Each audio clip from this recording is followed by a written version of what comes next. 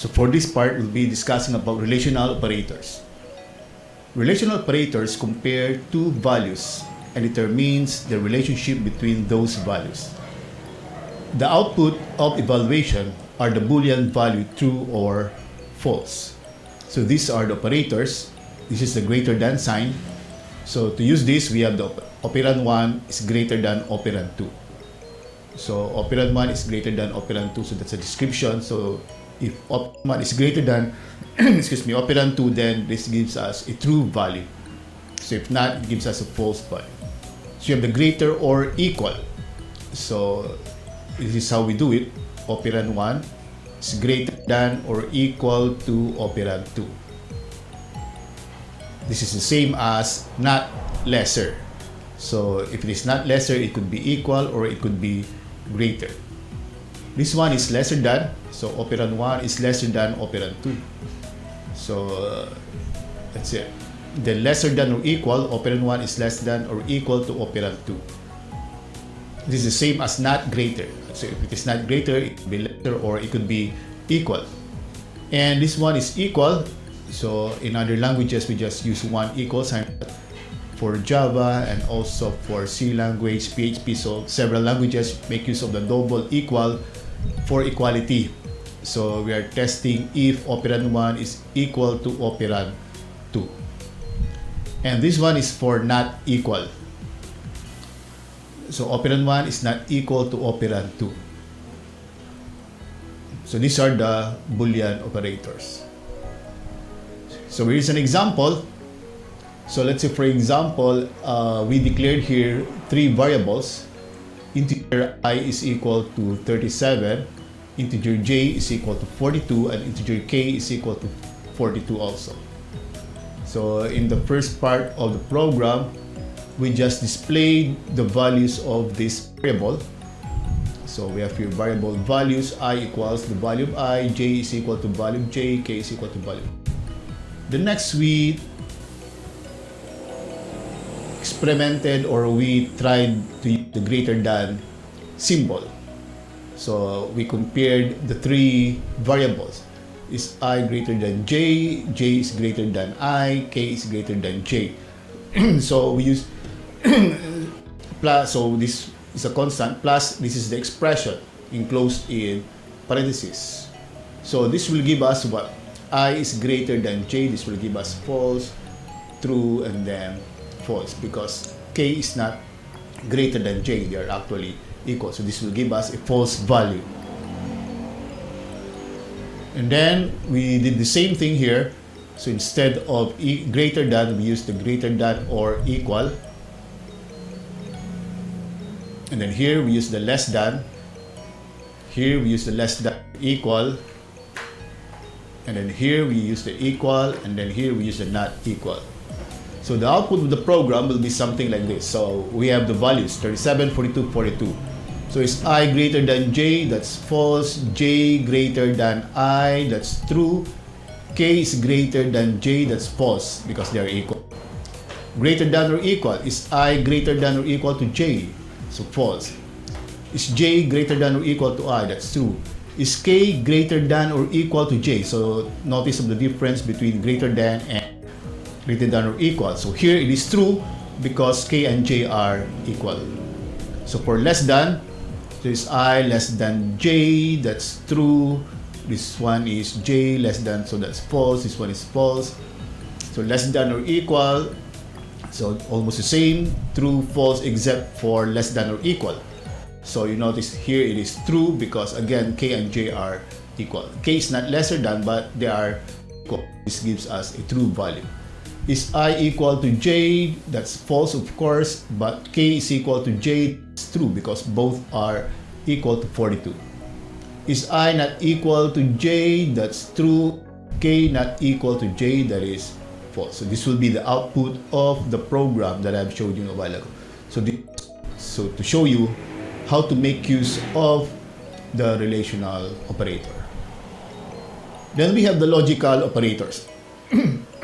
Logical operators have one or two Boolean operands that yield a Boolean result. So there are 6 logical operators. We have the double ampersand, that's a logical AND. and the single ampersand is the Boolean logical AND. You will see the difference later. So double vertical bar, that's logical OR. Single vertical bar, that's a Boolean logical inclusive OR. Then we have the excuse me. We have the caret symbol. So this is the caret symbol. It's a Boolean logical exclusive OR, and this is equal to not. That's why you notice not equal in our previous example. So the exclamation point is the logical not. Logical operators. So the basic expression for a logical operation is we have x1, the expression, and then operand, and then expression 2. Where x1 and x2 can be Boolean expressions, variables, or constants. So let's say either the operator is either double ampersand, ampersand. So like what I've shown you a while ago. The truth tables will be shown next. So summarize the result of each operation for all possible combinations of x1 and x2. So let's take a look at the truth operator. So the double ampersand and single ampersand. So for n, both should be true so that the result will be true. So that is what we should just remember. For n, both should be true. So here, x1, x2, if both are true, the result is true. So if anyone here is false, so we have one false, and both are false here, then the result will be false. That's for n. Now let's proceed with the difference between the logical and the Boolean logical AND. So the basic difference between double ampersand and single ampersand operators is that double ampersand supports short circuit evaluation or partial evaluation. I'll be explaining that later, while ampersand doesn't. So given this expression 1, double ampersand expression 2, ampersand will evaluate the expression 1, so it will evaluate this, and immediately return a false value if expression 1 is false. So this should be if. So if this one is false, there's no need for us to look at this, because again, for ampersand, the result of this expression will be true only if both are true. But if one is false, or if the first one is false, then there's no need to look at this, because we already know that the result will be equal to false. So if expression 1 is false, the operator evaluates expression 2. That's why we call it short circuit. It will no longer evaluate this, because the result of the operator will be false regardless of the value of expression 2. In contrast, the single ampersand operator always evaluates both expression 1 and expression 2 before returning an answer. So if we use single ampersand, whether this is true or false, it will always evaluate expression 2. So there's no short circuit when we use single ampersand. So here is an example. So we test n, so I is equal to 0, j is equal to 10. Test I is greater than 10, so that is false. Double ampersand j plus plus greater than 9. So if we have this one, it will just compare j with 9 and then add 1 to j later after evaluating the expression. So the same is true with this, but here we use the double ampersand. Again, remember that if we use j plus plus here, it will first compare j, the original value with j, to 9 before adding 1. So the result, the first one is, the output of the program is 0. So it will print I is 0. It will print j is 10. And then it will print the value of test, which is either true or false. So you notice it is actually false. And here you notice that we printed the value of j after this expression, and the value of j, oh, I think there's something wrong.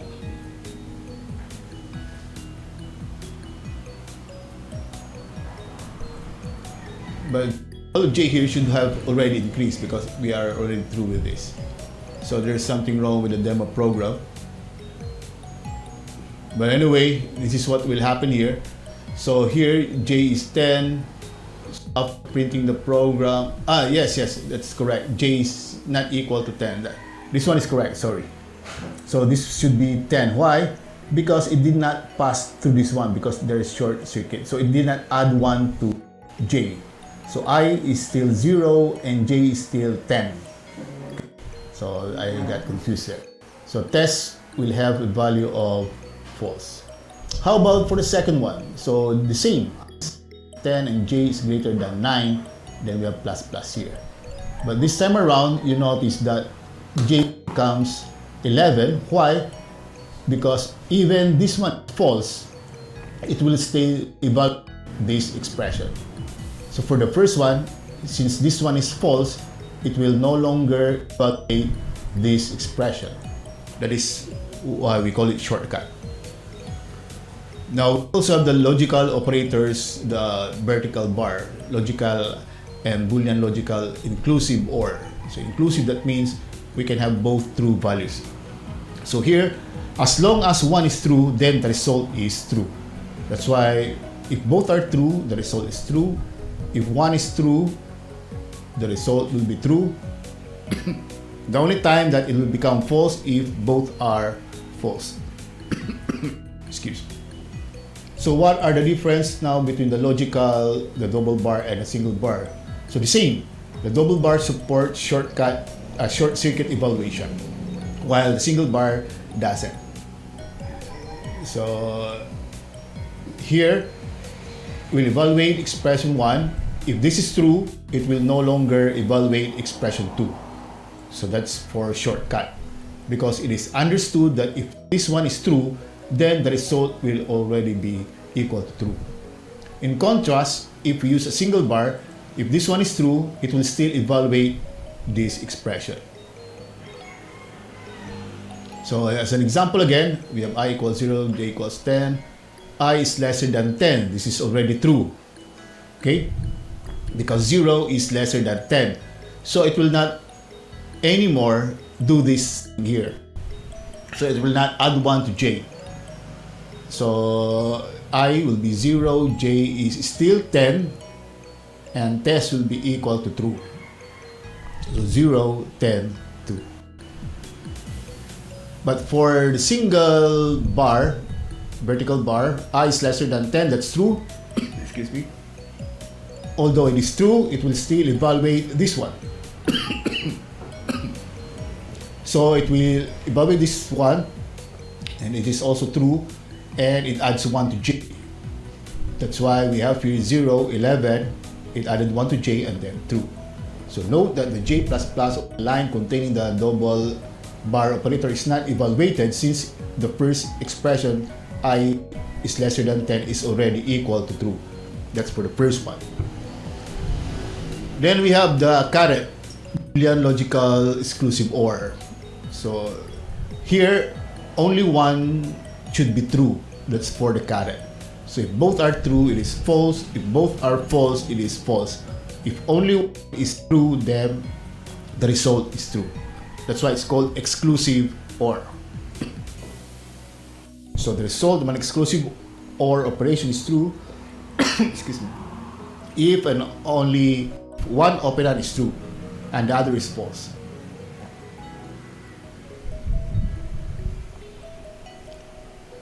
So here, Boolean val1, Boolean val2, val1, system out, print line val1, val2, so true, true. So that will give us what? If both are true, it gives us false. For the next one, val1 is false, val2 is true. So if we use this expression, only one is true, that's why the result is true. Here, both are false, so the result will be false. And then val1 is true, val2 is false, so only one is true, so the result is true. That's exclusive OR. Then we have the NOT. So the logical NOT is in one argument only, wherein that argument can be excuse, an expression, variable, or constant. So not true is false and not false is true. So we have here Boolean val1 true, Boolean val2 is false. So system.out that print line not val1, so not true will give us false, and not false here, value val not false will give us true. And we also have the logical operator, the conditional operator, this one. So the conditional operator is a ternary operator. This means that it takes three arguments excuse that together form a conditional expression. The structure of an expression using a conditional operator is question mark expression 2 colon expression 3, wherein expression a Boolean expression whose result must either be true or false. So the first one should be a Boolean expression.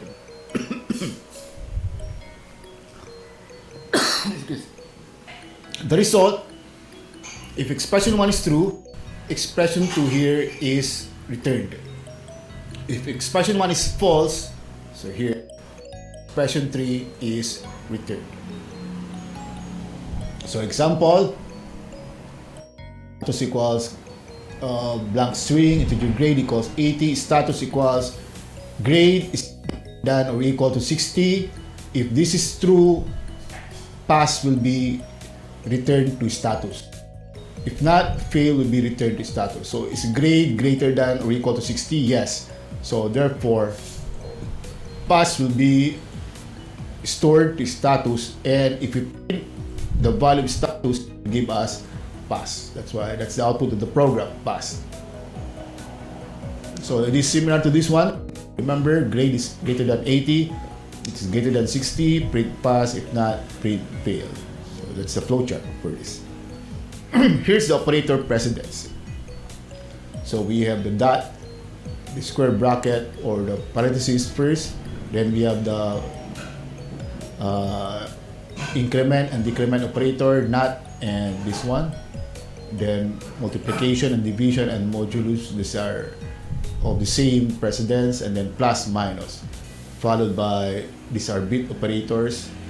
Yeah, these are lesser than symbol, etc. So then the last one will be the Boolean operators.